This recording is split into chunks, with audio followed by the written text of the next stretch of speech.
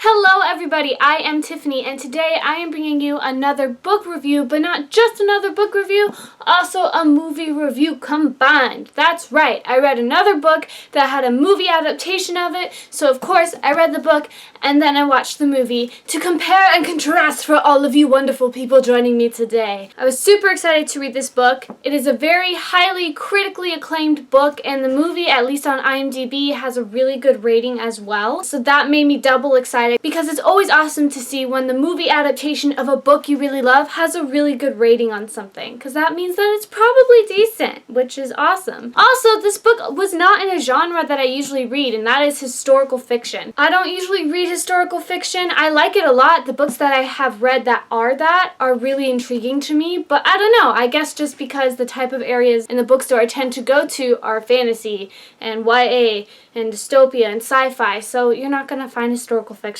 in that section of the bookstore, sadly. But if you have any more historical fiction ones to suggest, let me know, because I love getting new suggestions, especially in genres that I don't usually read. I've read a lot of good books because you guys suggested them. The book, of course, I'm talking about today is The Book Thief by Markus Zusak. Woo! That is right. I have never read this book before. It took me forever. It's been out for a while. I have an anniversary edition. That's crazy. With new content.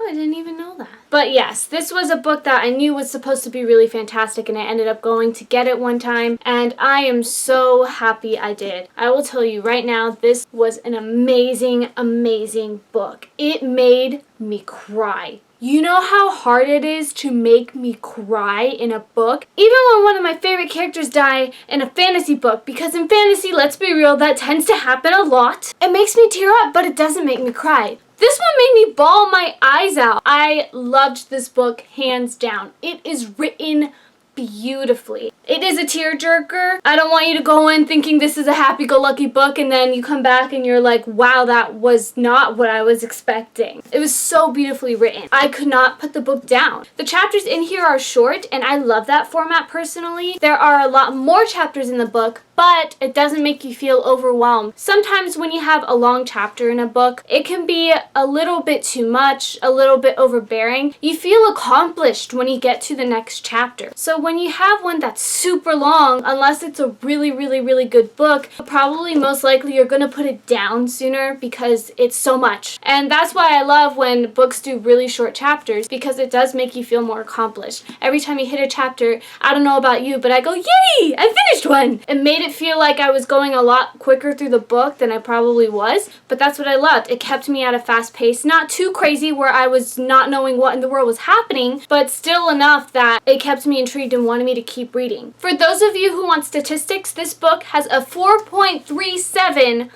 on Goodreads out of 5 stars. That's crazy, and I gave it 5 stars, so I do believe that rating is 100% accurate. It's Tiffany approved. And the movie got a 7.6 out of 10 on IMDb. So you can imagine how excited I was to see that this movie adaptation of a book had a really good rating, because let's be real, not a lot of them have been doing so well. They're starting to get better. Certain ones like The Hate You Gave and Love, Simon are actually really good adaptations of the book. I will say I don't think the movie lived up to what the rating was for me. I think it should be a little bit lower. It's still fantastic just compared to the book. And part of that is just because this was so well written and so detailed and specific that, of course, when you translate it into film, some details are going to be left out. So that kind of puts it off balance a little bit, or may not make it seem as strong because you don't have all the super specific details that come with reading a book. So is it still a really good movie? Absolutely. But do I think it lives up to the book? No, because the book is so really well written. This is one of the best written books I've read in a very long time. For those of you who want a description and have no idea what this is about, again, like I said, this is a historical fiction book and movie,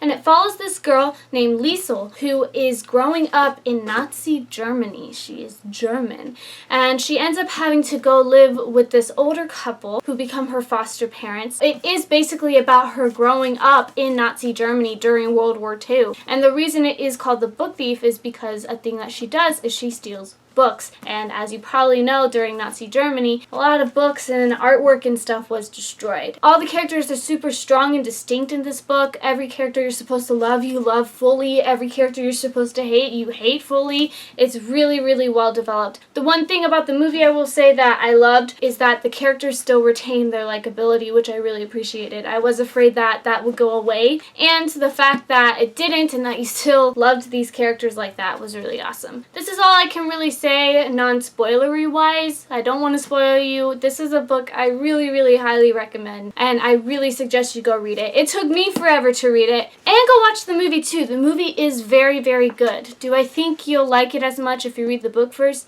Probably not. Let me know what you guys think of those of you who maybe watched the movie before you read the book, or haven't even read the book, you just watched the movie. And I want to know your opinion. For me, it didn't fit completely what I wanted for this book when it comes to an adaptation, but it still has a really good rating on IMDb, which means it touched a lot of people. So I want to know what you guys think if you haven't read the book or you saw the movie before you read the book. This is goodbye to the non-spoilery people. Come read the book and watch the movie, or you can do one or both, whatever you want to do, but then come back here and then we can discuss it together and all the wonderful spoilery stuff within it. Goodbye, non-spoilery people. Goodbye! Spoilery time. I loved the perspective in this book. I totally went into it thinking that it was going to be from, of course, Liesel's perspective, because I knew she was the main character. I had seen the trailer for the movie, and it looked like a really compelling story, and I found out it was a book, and so I decided that I wanted to read the book before I ended up watching the movie. I saw that it followed Liesel, and so I thought for sure that the perspective was going to be from Liesel. When I found out it was from the perspective of Death, I did not think it was going to be from that.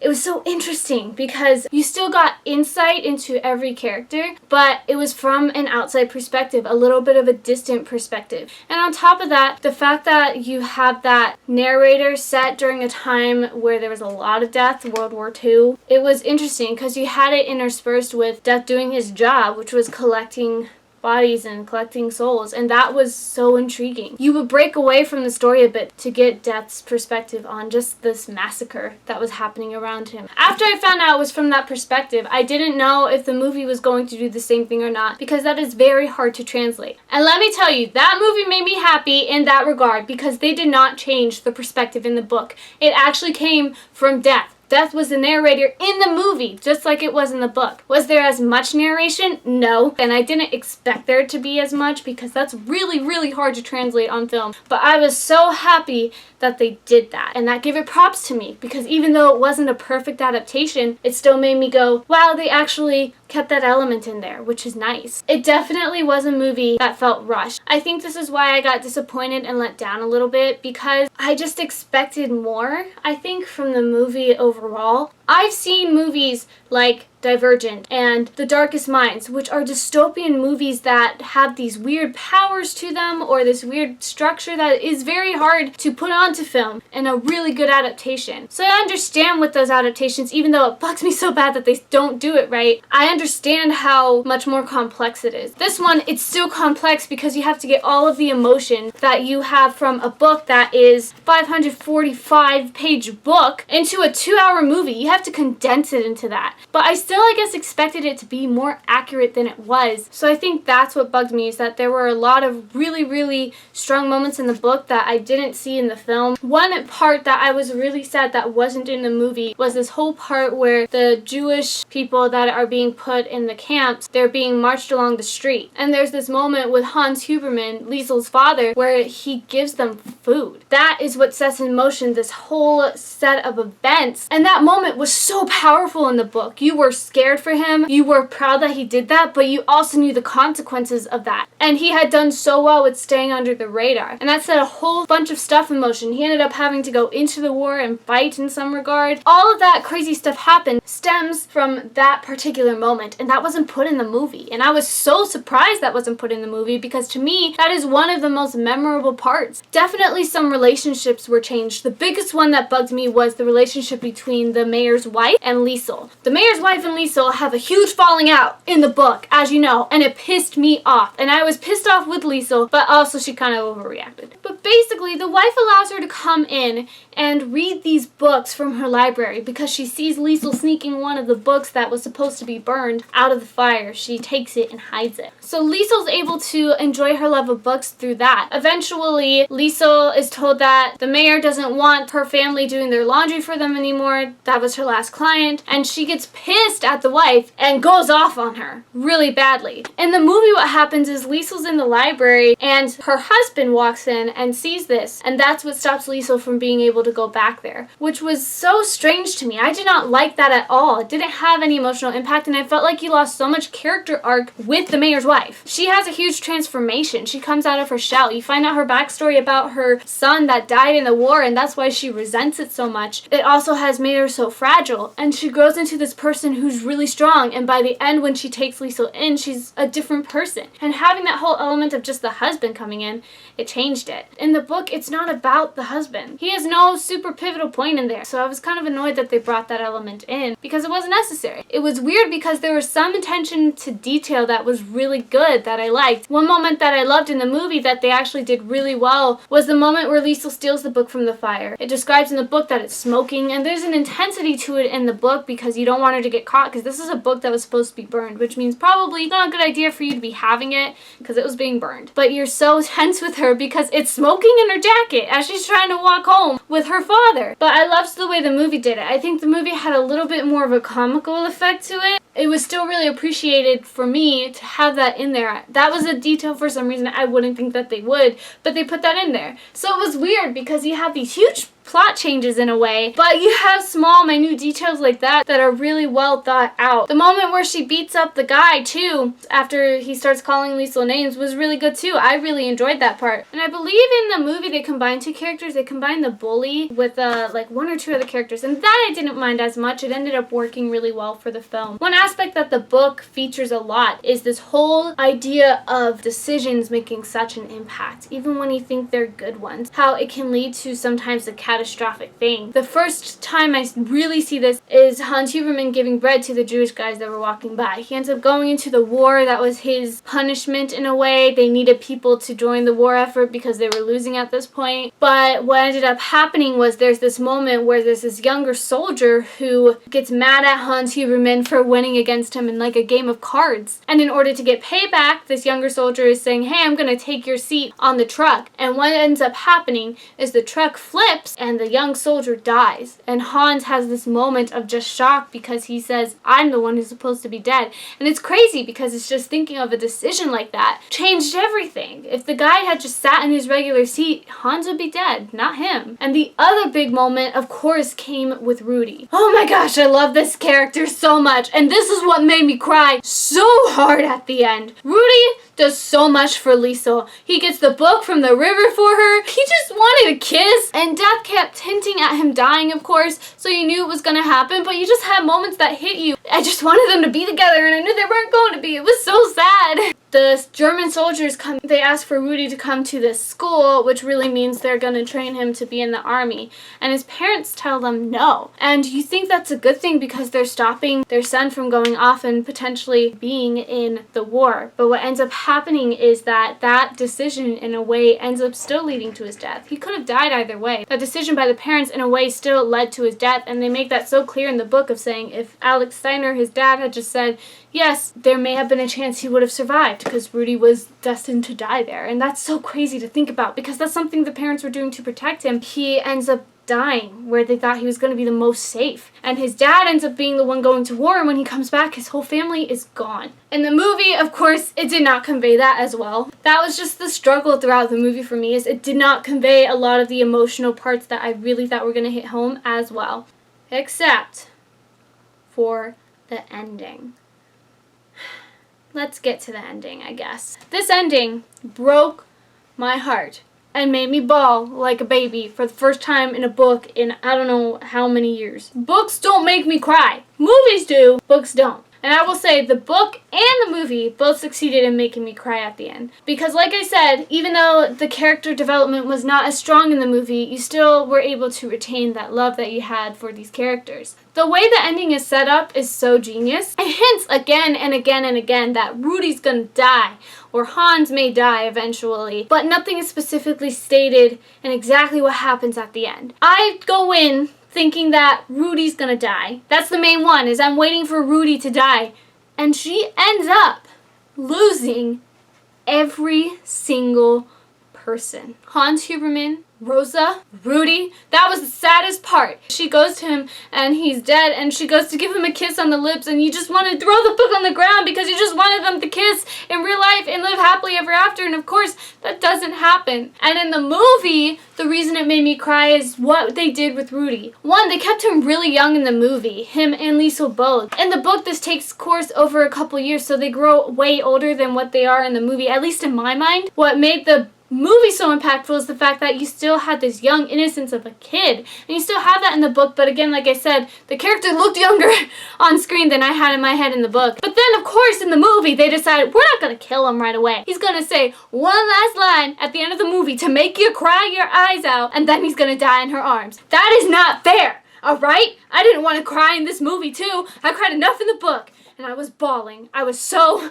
upset. And just the whole sequence of events at the end is just heartbreaking. Rudy's dad comes back and sees his whole family is dead because of a bomb. He tried to save his kid, and then he comes back and finds out that everyone on his street except for Liesl died. Ugh, the only happy thing that happened at the end of the book, which made it so bittersweet, was the fact that she was reunited with Max, who was the Jewish refugee they were hiding in their basement throughout this, that made this book so crazy. It broke my heart.